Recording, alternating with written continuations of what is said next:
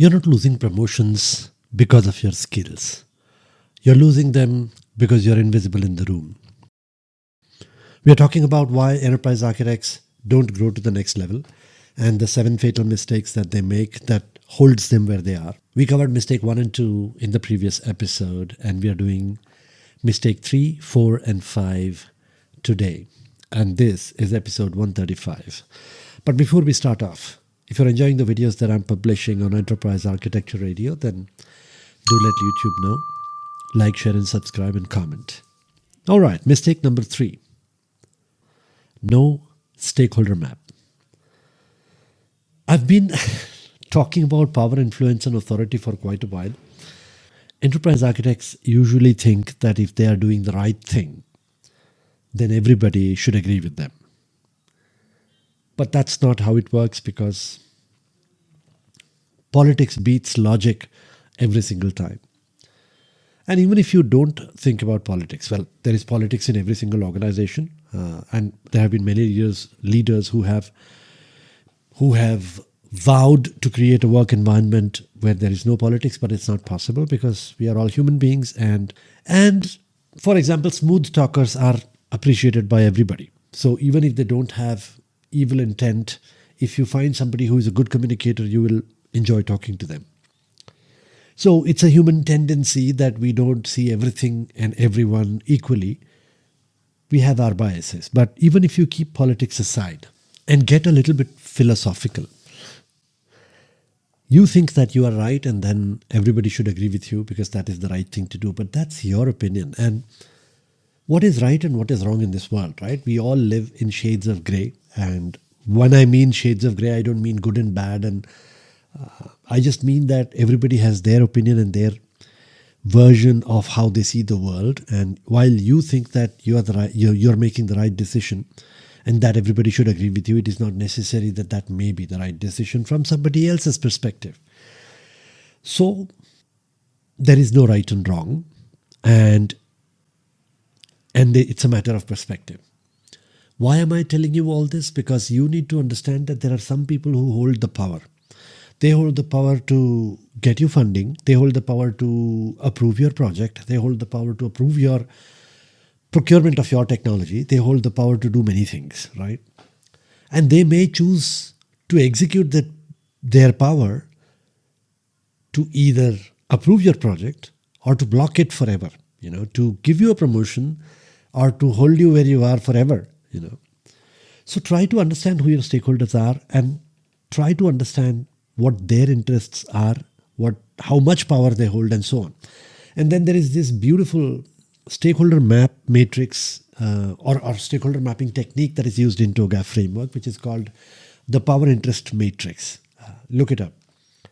So the power interest matrix is a 4x4 quadrant in which there is an x-axis and a y-axis. The x-axis contains how much power each stakeholder holds, and y-axis has how much interest they have in whatever it is that you're trying to do. So if they are interested and if they hold a lot of power, good for you. If they hold a lot of power but are not interested in what you're trying to do, well, get them interested.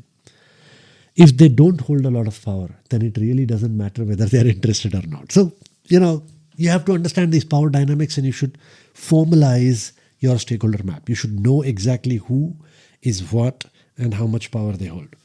So mistake number 3 is not having a stakeholder map. Mistake number 4 is becoming the architecture police. Now, many, many years ago, enterprise architecture used to be a governance function. Organizations used to be very bureaucratic. Technology used to be alien. People did not know what computers do. So there used to be enterprise architects who used to be this governance organization that would control and command everything that enters the organization from a technology standpoint or what have you. But that time is gone. Long, long gone. If you're an enterprise architect and if you think that you should have the authority and the control over everything that comes in and goes out, and that is your primary role, then you are bound to fail.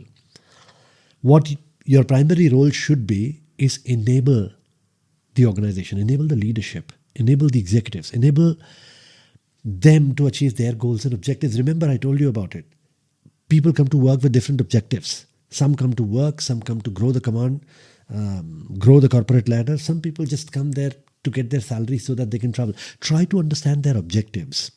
And even if you keep the personal aspects aside, every role has a function, right? The CIO has a function. His job is to transform the IT organization and to enable the larger organization. The CEO has a function to, depending upon what kind of organization is, improve profits, improve sales, take care of the shareholders, what have you. The infrastructure head has a role. The application head has a role. The business function heads have a role.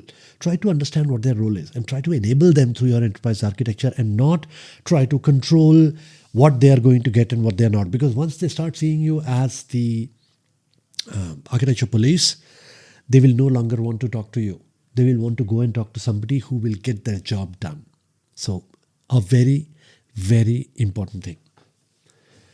And mistake number 5 is no prioritization muscle. What that means is, you see, we all come from technical backgrounds, and quality is a very important thing for us. And we try to fix everything, every integration issue, every technical debt, every pattern violation, every legacy system, every architectural smell that we get. We try to get to the bottom of it and try to make it perfect. And I'm telling you this from my own personal experience. I used to do that, and I am also seeing it in many enterprise architects that I meet every now and then.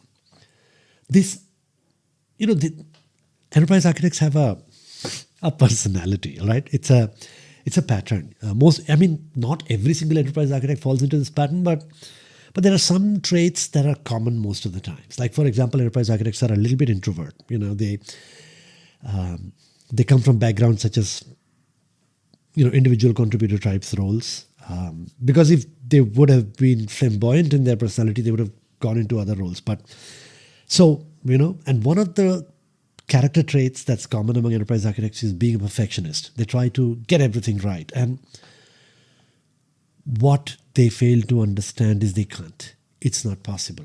The executive reality is they just want to know what the problem is. They don't want to fix everything. They want to know where we stand, how many issues are there. Of course, if it's a big problem, if there are too many issues, too many P1s, P2s raised too frequently, then they would want to fix it. But they don't really care too much about every single detail, right? They don't want everything fixed. So they just want to know that we are moving in the right direction. You have to understand. You don't have to fix everything today. But as long as we show a certain amount of pace in going in the right direction, and if we are fixing things on a regular basis, it's fine. So what enterprise architects need to learn is how to prioritize. What is the most important thing that they need to finish today? And if they're not able to finish everything, it's fine. They'll do it tomorrow or the day after. Keep making progress. Be good enough. Because there is this beautiful quote that says, progress is better than perfection. And it is so true. And we need to learn that. That's all I have for you today. I hope you've enjoyed the video. If you have, then please let YouTube know. Like, share, and subscribe. And comment. Please let me know what else you would like to hear, how you are liking the videos. If you're hating the videos, then please let me know. And I'll see what I can do. Once again, I'd like to remind you that Enterprise Architecture Radio is not just a podcast. It is a collaboration platform. I want to get together a group of intellectuals who enjoy talking about these things, who can learn from each other, guide each other, help each other out, but most importantly, have a ton of fun.